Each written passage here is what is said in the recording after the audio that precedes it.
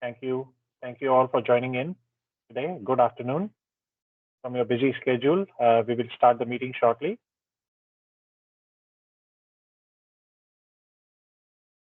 Just a few housekeeping items, guys.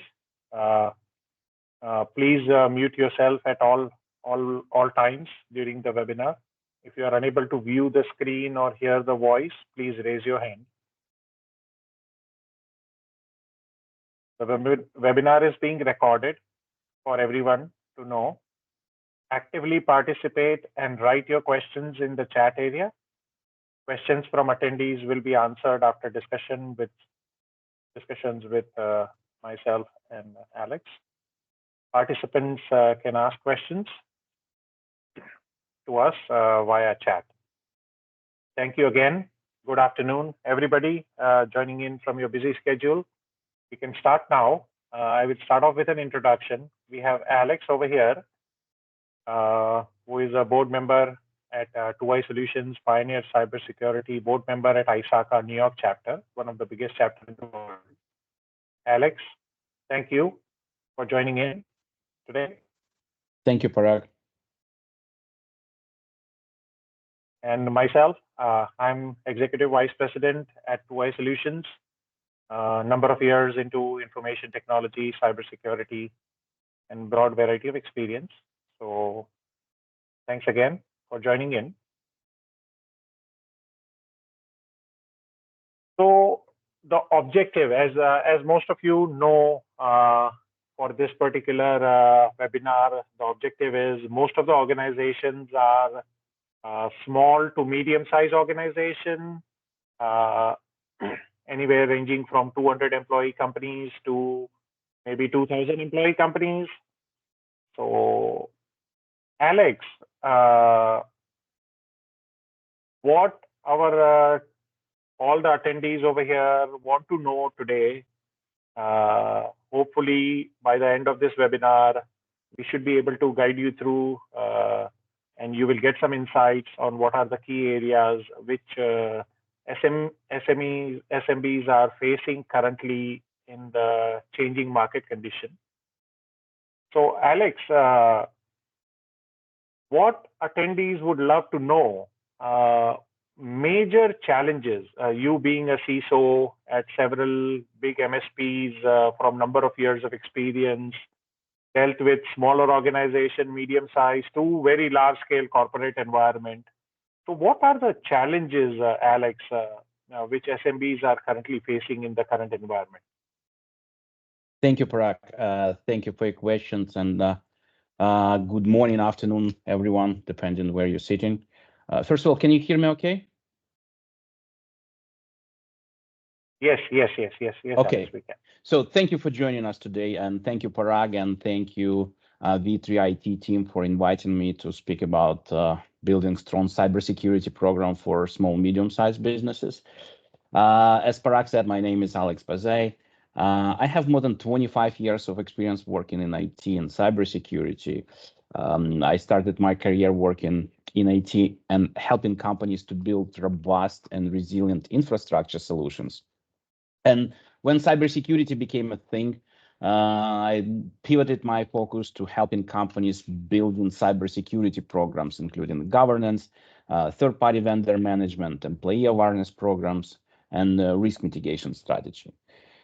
So today we'll explore some essential strategies and best practices that can safeguard your businesses from cyber threats, ensuring that you not only survive those cyber threats, but you will thrive in today's digital landscape. And I'd like to make it as interactive as possible. So if you have any questions, if you have any comments or remarks, please do not hold it to yourselves. We'd like to hear about this. We'd like to hear about your challenges, your experiences, because only in collaboration with each other we can grow our businesses and institutions. So why are we talking about cyber resilience for small and mid-sized companies? Aren't all companies, regardless of size, facing the same cyber threats today? And the answer is yes. So everyone facing pretty much the same cyber threats. However, there are some unique circumstances related specifically for the small, mid-sized business market. According to report of the Verizon, about 30% of data breaches involve small businesses, and that was 2 years ago. And this number is just rising. So this statistic underscores that SMBs are frequent target due to often having less secure system than the larger corporation. So the major motivation for malicious actors to do whatever they're doing is the monetary gain. It's not the secret. And although larger institutions can present a much more lucrative target for them, the effort is much higher. The bigger budgets that the bigger company have, larger teams, access to the latest tools and threat intel, make those institutions more resilient. So it will require considerable time, effort, and resources from the bad actors to breach those companies. Of course, there's always the exceptions. I'm pretty sure everyone remember the MGM and Caesar breach that happens, September, October last year, when the bad guys simply able to call the help desk and ask to reset the password for the account with elevated privileges and get access to the systems. But So Alex, those are exceptions. So, yeah. So Alex, this brings us a question for the most of the attendees over here on this call. If there are so many tools in the market, how does a small or medium-sized business decide on which tool to choose? What is right for them? How does it work? And that's I'm going into that. So we're gonna touch about this in the presentation. So before we gonna let me point another factor that's facing that small institutions are facing. The larger companies are a lot more financially resilient, and most likely they will weather cyber events more easily than the smaller institution. The smaller institution average cost for cyber breach, it's ranging between 120,000 to 1.2 million, and that's from the IBM security data breach report. So 1.2 million for a small institution could be devastating loss, and the company may not recover. So this is why we're talking about what kind of strategies and what can we do for the small institutions. Talking about tools, landscape is very, very dynamic right now, and the cyber threats are raising constantly. They changing almost on a weekly, if not daily basis, and that brings us too many tools, too many solutions that try to mitigate or try to address those threats. And the smaller companies usually don't have enough expertise and simply time to follow all the trends and to pick and choose what's important, what's not important, what's working and what's not working. Environment is simply too dynamic, and it's really important is not to try to react on events, but develop the practices or develop the solutions that can help you to prevent event. You cannot prevent completely 100%. There is no solution as such as exists, but at least you can mitigate the likelihood of the cyber event and the potential impact of the breach when it happens. And obviously, it will bring another questions, very important questions that the smaller institutions are facing. When you develop the strategy, how do you do it? What do you do? Are you try to develop the strategy internally, or you try to outsource it? And we'll talk about this later in the presentation. And little teaser for myself, I think it's supposed to be both. But again, as I said, we will chat about this later in the presentation. Yeah. So Alex, that gets us to the next slide, which says risk assessment and management. So for a small or medium-sized business, how do we assess, or how do they assess what is right for them? How do they manage the risk? Okay, that's great, and that's where you should start. So you should start from understanding what risk are you facing, your business is facing. So identifying the risk is the key component of developing the strategy. different companies working on a different environment, different companies working for different industries, and they facing slightly different risks. But to first step to develop a robust cybersecurity program is conduct a risk assessment. So what are you facing? Either it's you have information that may be targeted by the bad people. You may have PHI informations in your possessions that you need to protect, or maybe your risk is operational in nature and you're worried about that your operations will be impacted. So conducting the strong risk assessment and comprehensive risk assessment is a very important first step for developing the program and understand where your business is as of right now. And I'd like to pinpoint another component. So many companies that conducting those risk assessments and they just do it one time exercise and build program based on that. It has to be a continuous process because the world is changing, risks are changing, and the environment is changing where we are operating. So you should develop the program which will provide you continuous risk assessment during the whole longevity of your company or where you or how you're operating. So make it a rule for yourself, conduct at least on an annual basis, review all the components, go back to your previous risk assessment, see what's changed, what controls are implemented, what additional tools are mitigated, and what new risks are arising. So that will give you the idea where do you need to focus and where your weakness point in as a company exists. That's an excellent point. So ongoing risk assessment is mandatory, like for any size of organization, an ongoing, maybe a quarterly or a 6 monthly assessment on where they stand, what were the challenges, or I think that's a great point, Alex. Thank you. Right. So, and when you conduct your risk assessment, when you understand where you are, where your weakness point, it's going to give you the idea where you have to focus first. What's a more pressing issue? What's a less pressing issue? You can build your program based on protecting more critical areas or protecting the areas that less defended right now or has the weakest point right now. But regardless of that, you should start your program after you conduct the risk assessment to develop a basic cyber hygiene practices. It's not a brain surgery. In many cases, there's a very basic common sense practices that every company should follow. But in many cases, those practices are left aside, and that may lead for cyber breach or the cyber event. And those basic hygiene, it's pretty much similar to our personal hygiene, like wash your hands before you supper, like do regular exercises.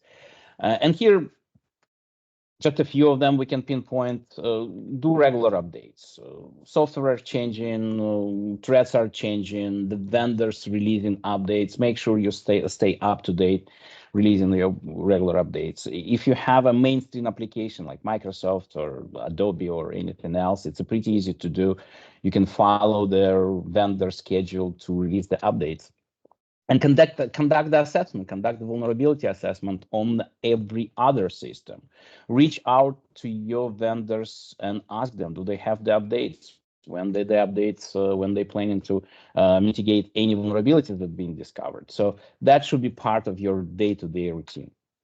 Other common sense, strong passwords, obviously, the account compromises, it's still one of the highest cyber threats everyone is facing. So make sure your passwords are strong and following some guidelines, NIST guidelines, for example. It's very important. Make sure your passwords are not simple. Make sure you are not allowing people to repeat the password, to reuse the passwords in your environment. And if password is compromised, let user change it immediately. Multi-factor authentication. Passwords are great tools, and the longer password you have, it's greater for you. However, we're all humans, and it's really important to impose very robust practice here to implement 12, 16 characters password with special characters, lower uppercase. People simply not going to remember that. So multi-factor authentication is really important. It's not something that you have, it's not something you know, it's also something you have. So would people have to use at least two factors when they logging in and when they accessing key systems in your environment. And know your environment. Do periodic assessments, do periodic inventory, make sure all the assets are accounted and all the assets are known. If anything introduced in your environment that you don't have in your inventory, it should be reason for investigation. It should be reason for reviewing. And then lot of times when employees leave, those logins are not deleted immediately, or sometimes they are there. Those accesses are, that is also knowing their environment makes it very helpful for any organization. Yeah, absolutely, Parag. You're completely right, and that brings us to kind of like a policy and the governance in the company. Make sure you have a robust onboarding and offboarding procedures. And offboarding in this case is equally important than onboarding. When your employee leaves, if it's amicably or not amicably. You want to make sure that accounts are disabled, that all the access privileges are removed, and that all the assets they possess, so either it's laptops or hardware or some security keys, removed or from the system or and returned to you as a company. So the next step, yeah, go ahead. Correct. So Alex, we have on this call, we have people from healthcare industry, we have people from pharma industry, manufacturing industry. Now, this brings us to our other point about compliance and legal requirement. All the industries have different kinds. Some have similar, some have some common, like the SOC compliances and certain compliances, ISO 27001 or any kind of other legal requirements. So, how do we help them in understanding what relevant laws and regulations they are applicable to them? And that's a very important question. The regulators, unfortunately or fortunately, for some folks not sleeping, they coming up with the new rules, the new regulations, and the new requirements for the companies. So you have to clearly understand on which jurisdictions you are operating with. And here I would suggest you to work with your legal department, work with the outside counsel if you have one. I'd like to pinpoint we are not lawyers. We're not giving you legal advice. So you should reach to professionals to make a determinations what's laws applicable to you. But the general concept here, you need to understand every jurisdiction you are working with. If you are working in multiple countries, every country has their own flavor. So privacy law, for example, or reporting requirements if the cyber breach is happening. Even in the United States, we have more than 50 states. We have a 50 states, I'm sorry. And it almost every state has a different reporting requirements in case of the cyber breach. So plus addition to the states, you have a regulatory body like FINRA, like Security and Exchange Commissions, that's coming up with their provisions and their laws and requirements, how to report the cyber breach and how to report the cyber events. So it's really important to work with your counselor to understand where you need to be. And the general rule here, if you are under multiple jurisdiction, if you're under multiple requirements, pick the strongest one, pick the most stringent one, and develop your program based on that. That will alleviate you from the needs to develop different program for the different regions. If you pick the strongest one, then it will cover pretty much everything else that you have to adhere to. Yes, thank you, Alex. And you coming from ISACA as a board and committee member of ISACA New York chapter, I'm pretty sure you may be coming across multiple kinds of regulatory requirements on a day-to-day basis. Thank We you. do. That's absolutely true. Again, the latest development, Security and Exchange Commissions develop new standards right now that just it came into effect in mid-December last year for publicly traded companies around cyber breach notification. So requirements are pretty high. You have 4 days after cyber breach to disclose what's happening and give your version of the events that happening. So quite frankly, you don't have too much time to sit down on and try to do research, try to do investigation. You need to make those decisions relatively quickly. And at the same time, you need to give explanation to the regulators that will not put you in a bad spot as well. So just be careful where you choosing the words, how you reporting the incident, to make sure you are sane enough. And at the same time, you're not misrepresenting the situation, because the future investigation, the future findings may be not what you disclose in the begin with. And here I would again strongly would recommend to work with your legal advisors when you do those representation. So, Alex, that's a great point you took. I think we have on the future slides, we have the incident response. So for small and medium-sized businesses, uh, I know the SEC are all listed companies. Their regulations are different in terms of incident response. So what happens with small and medium-sized business or incident if there is an incident? It's a pretty much same standards applicable. Again, depends what kind of incidents you have and depends what kind of business you operate in. You may be not under SEC regulations. You may not be publicly traded company. However, if you are serving people, if you serve an individual, if you store any personal identifiable data, PII or PHI data for individuals, you will be liable and you will be required to disclose those events if this data is compromised. So even if you're not under SEC regulation, if you're not under FINRA regulations, you will have to report if cyber breaches happen to the local authorities, to state authorities, or to authorities that they can protect this personal information, the consumer information. Excellent, excellent, and absolutely, we guys also do that on a day-to-day basis. So we are very well versed. So in responding, making the incident response plan for the organization, and all the fun stuff. Anyway, so now coming to our next point, securing email and business email compromise. I know this is a day-to-day. So many phishing emails, so many spam. So do you have any suggestion, Alex, for the team here?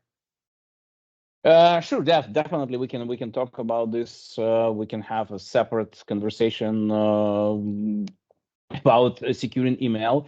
Email became is one of the key elements of any company. So all the communication happening through emails, and that's not so unknown for the bad guys as well. So they know that lots of traffic happens through emails, lots of business conducting through emails, and lots of information conducting through emails. You are confirming the bank wires, the wire transfer through email.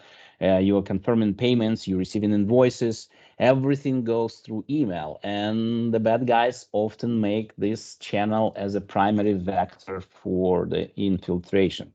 So I think Verizon, it's a FBI incident report for 2023 is saying that business email compromise, it's still the biggest challenge, and for any companies, for the small companies and the big companies, and the major vector of penetration or the major vector of compromise for the companies.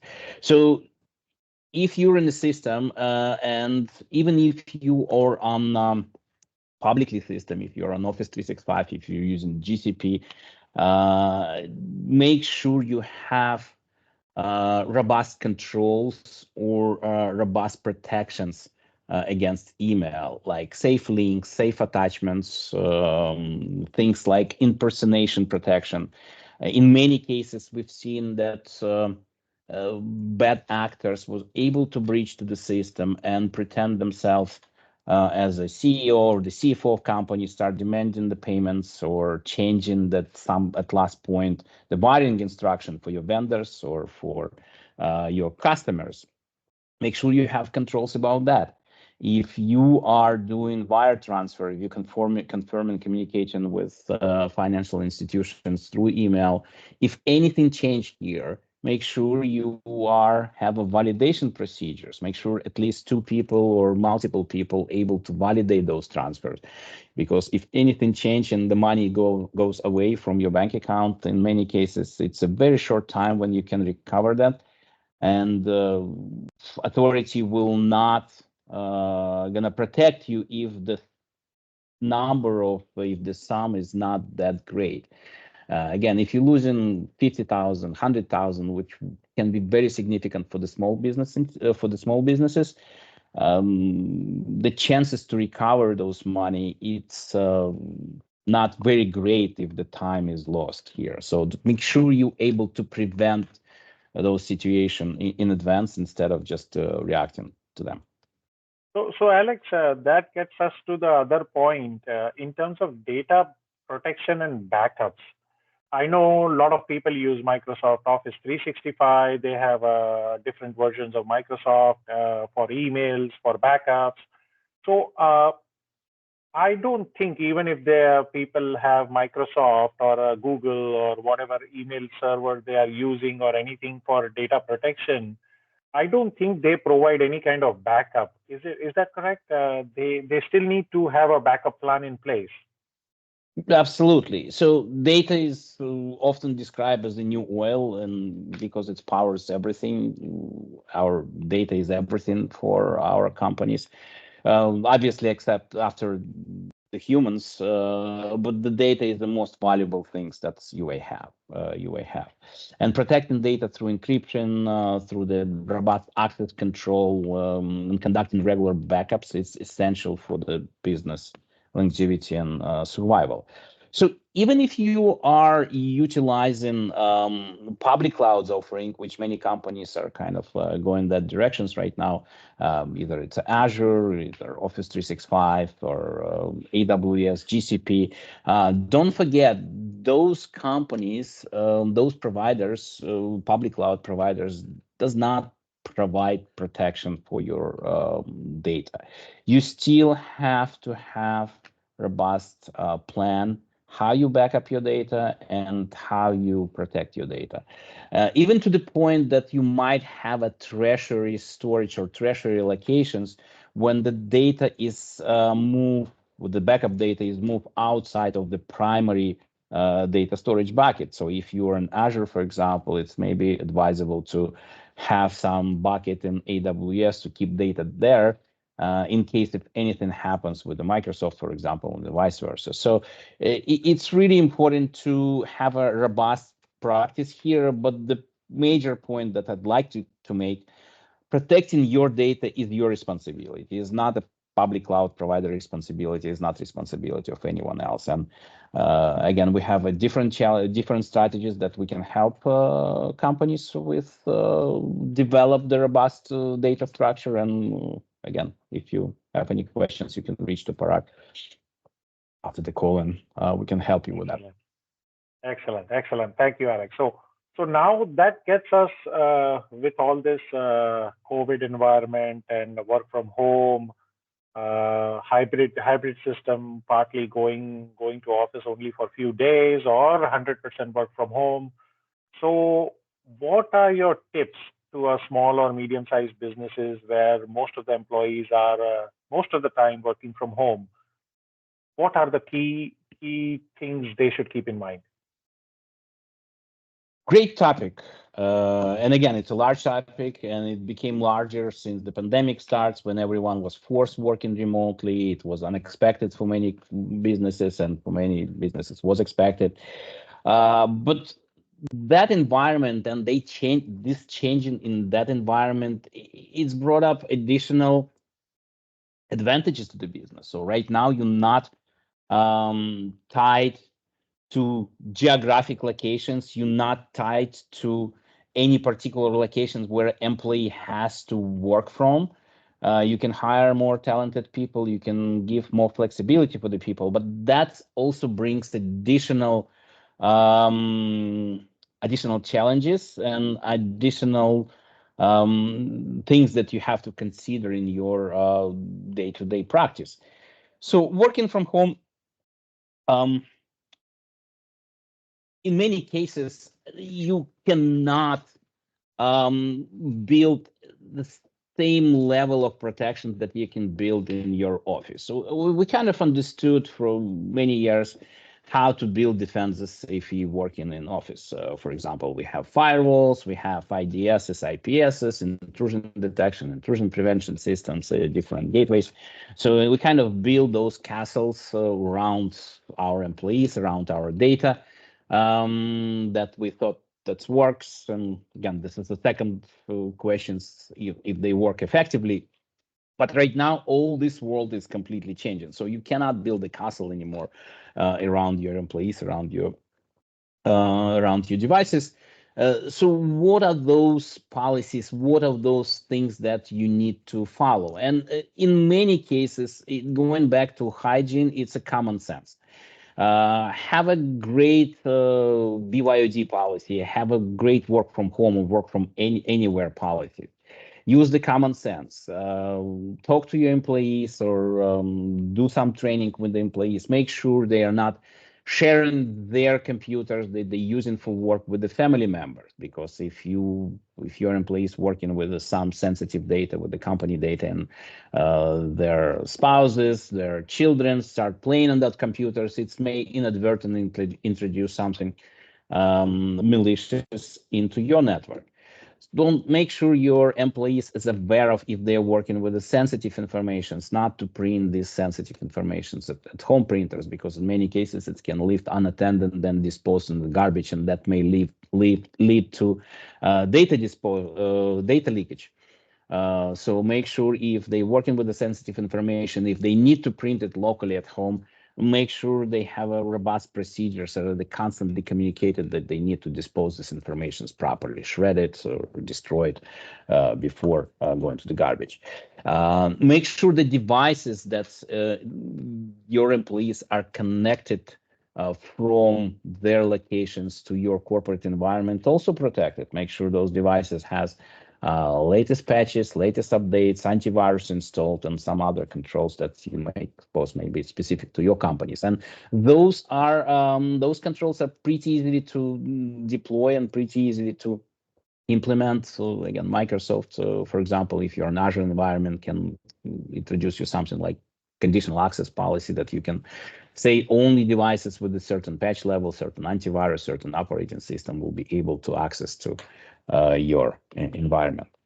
So excellent. Common sense, working from home, that's a key. Excellent. And I think incident response, we have already discussed this earlier. I will take a pause for a few seconds. If anybody has any questions, guys, please raise your hand or put it in the chat box. We have a Q&A as well. So if you guys have any questions, we would be more than happy to answer that. So now, a lot of third-party vendors also get access to our systems. You know, any organization, we have to grant access, temporary accesses. What should any business keep in mind while giving access to a third-party vendor? And the third-party vendor management is another great topic, and I think all the regulators, all the controls right now are increasingly focusing on the third and even fourth-party vendor management, because lots of breaches happening through the third parties and through the fourth party. So you use different software. Make sure the companies, your vendors that you're working with, at least have some basic controls, at least have some basic cybersecurity policies and cyber hygiene. So you can send them a questionnaire, you can ask them what their policies is, what their incident response, what their disclosure procedures, if they suffer the breach, how they communicate that the breach happens to you, and how that breach may affect you as a business.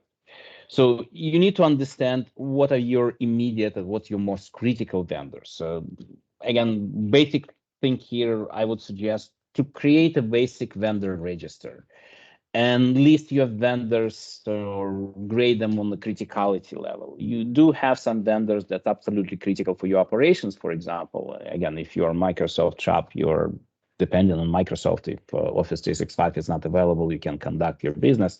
That's going to be your critical vendors. You have some additional vendors that may have access to critical information that you have to protect. PAI, PHI, we talked about this already.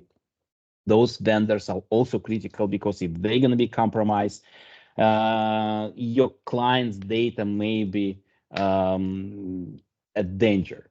So when you develop those third-party vendor management, vendor programs, talk to your vendors, have your questionnaire, make sure you have contractual obligations with them that they have to disclose, they have to notify you if anything has happened on their environment that might potentially affect you. Excellent, excellent.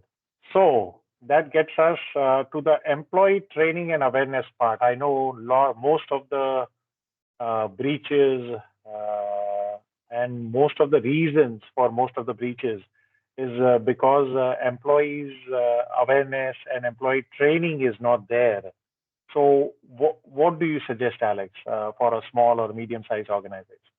I would suggest to any organization, specifically for the smaller employees, could be your weakest link, your weakest point, and could be your strongest point as well at the same time.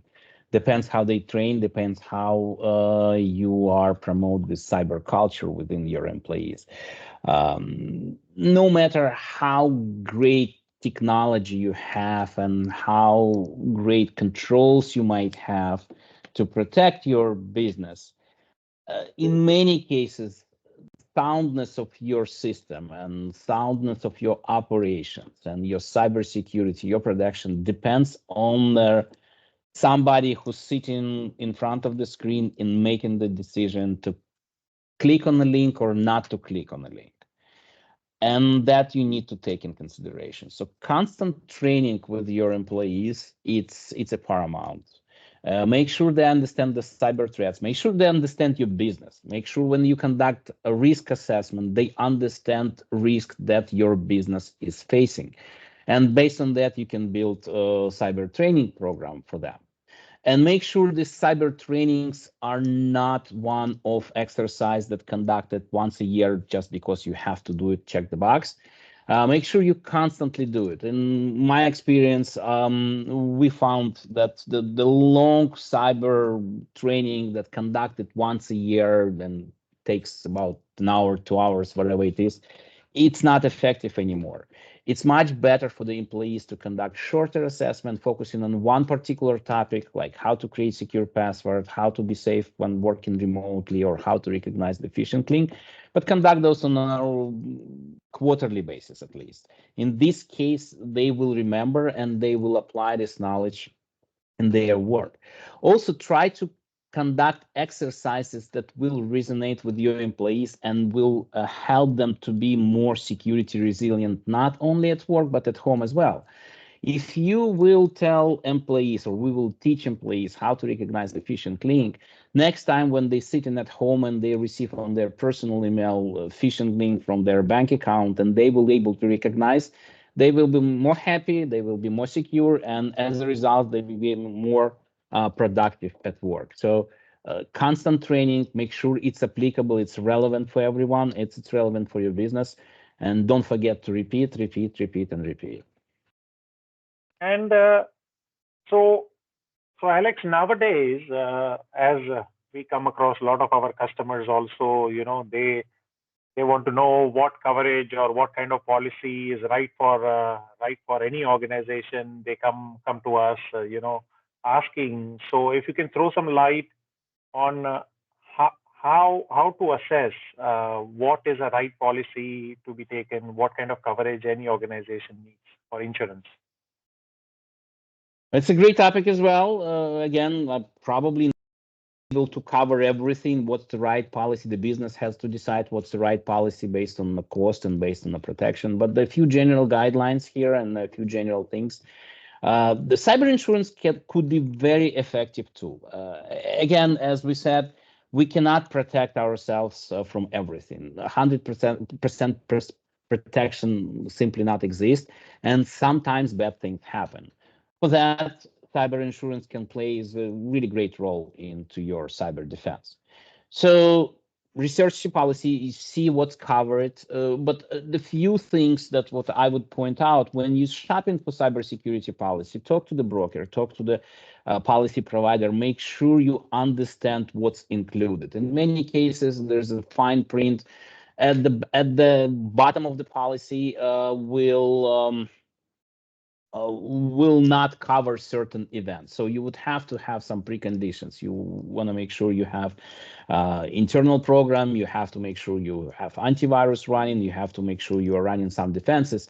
If you don't have, if you violate those provisions in the policy will not going to work. Policy will simply, insurance not going to pay. So make sure when you're shopping for the policy, make sure it's right for you and understand all the underlying provisions. But the policy, cybersecurity insurance policy, can be very effective tool to protect you from the monetary loss if you're facing a cyber event, if you're facing any cybersecurity challenge. So now, staying ahead of emerging threats. That's a fantastic thing. Even people like you, I'm pretty sure you may be having challenges so many times because there are so many emerging threats every single second, every single day. So, what do you suggest for a general organization, any general IT person? How can they stay ahead of the emerging threats? I would say let's talk to each other. That's the best way we can share some knowledge. There's not single company that can observe and digest every threat and every challenge that's exists in the world. Different companies see different things, different companies a little bit different from each other, and only sharing the informations we can use this knowledge and can develop a strong control. So join a sharing community. There's a in United States there's a bunch of communities that can help you to receive these informations and can help you to contribute into community, like different FS ISAC, it's information sharing community. Multiple law enforcements, they create the partnership between the government and private sector, like FBI InfraGard, for example. Secret Service has similar commission. It's really a similar program. It's really easy to join them, and you will have access to invaluable information that other companies are facing, and invaluable information to what you may be facing in the future. So, Alex, now coming to the business side of it now,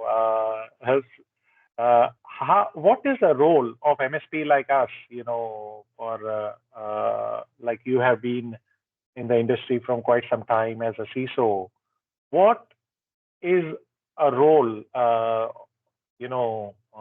of an organization like us to build a strong cyber resilient environment? So, what is our role? It's great. Again, that's what we started our talk today. Like, what's each company has to make a decision if you want to build those cyber resilient capability internally or outsource. And I said in the beginning with a little teaser, I think it should be both. So role of MSPs, MSSPs is invaluable, and decision of the company to pick the right MSP or MSSP, it could be detrimental for your business.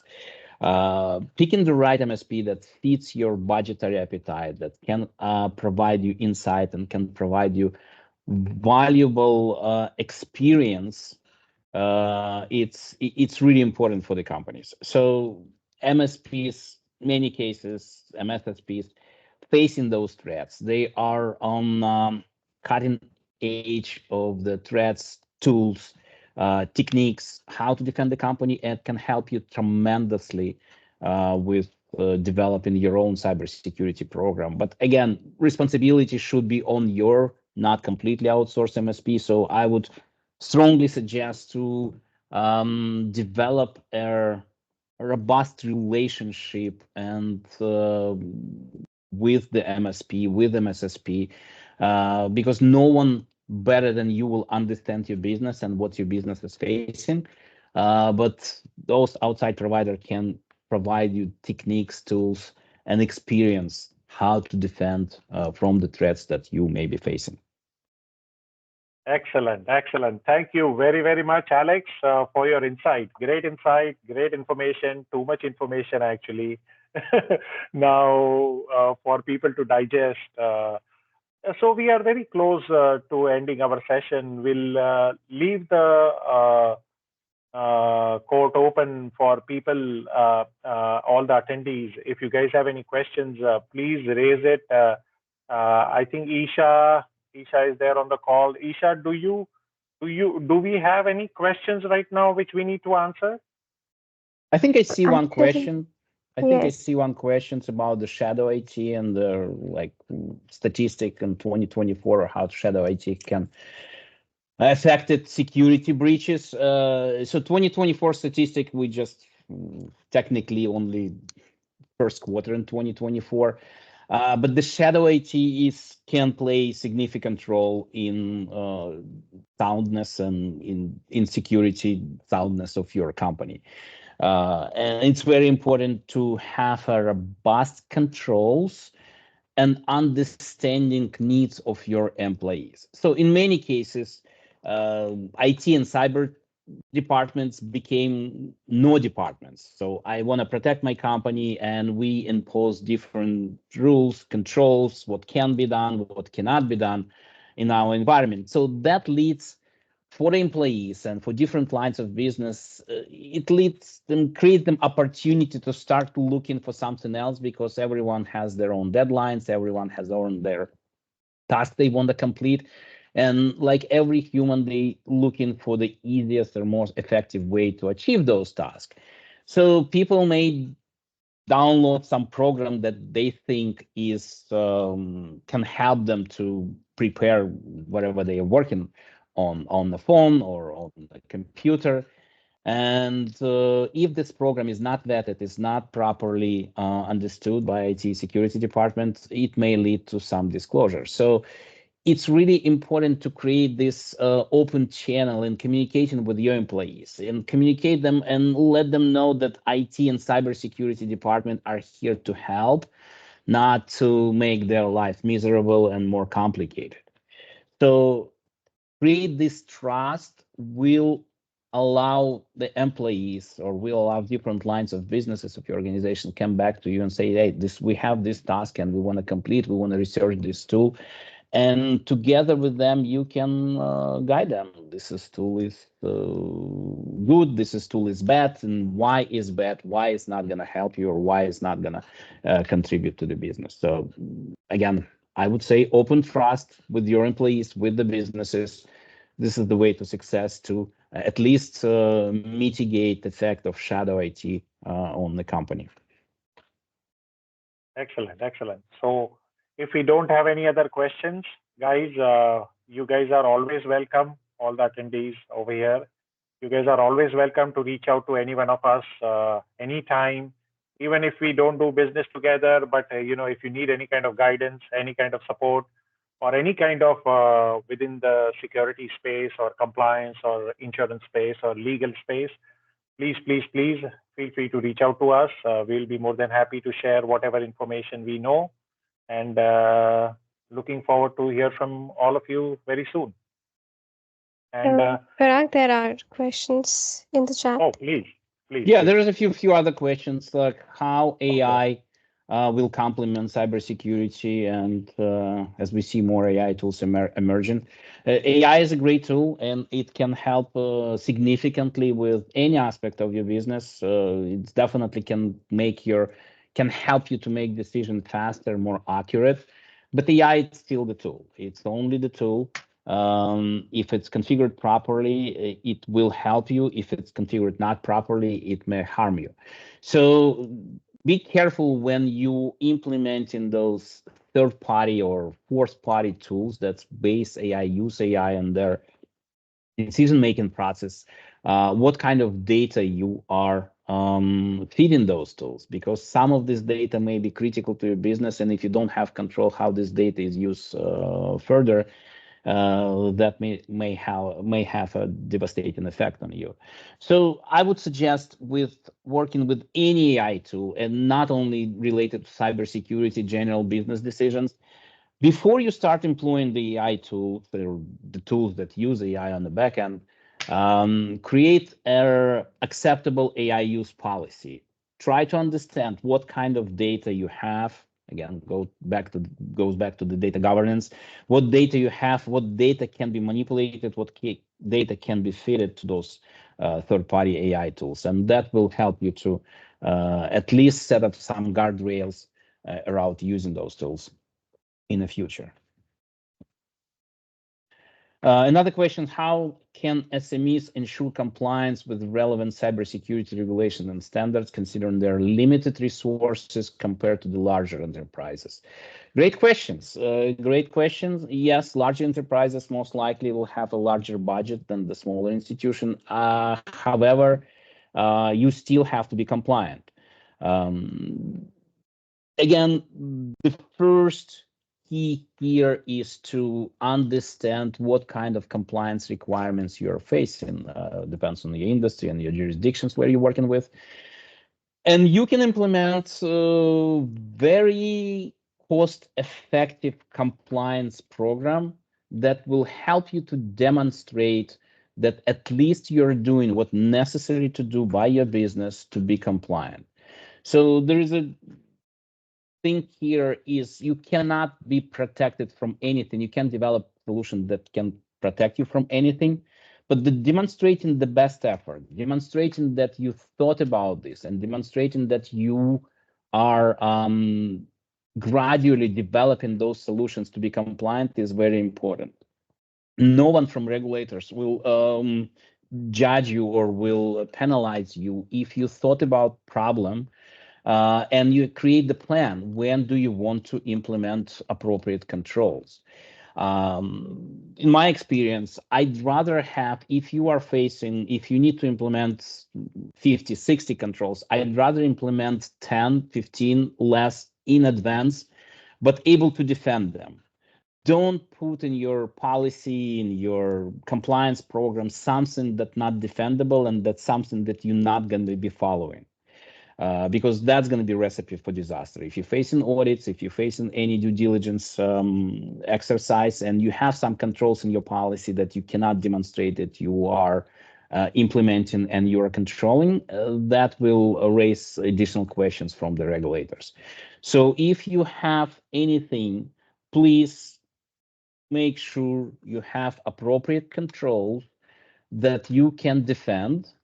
And rest of the controls, you can put a plan in the future. We're planning to implement MFA, for example, in the next quarter. We're planning to implement IDS, IPS in the following quarter. And put the plan. And when you face the regulators, you can demonstrate the plan. It will show that you understand what you're facing, what's your regulatory requirements, and you are developing program how to implement those. Excellent. So I think we are almost about done. So any further questions anybody has, please feel free to reach out to us.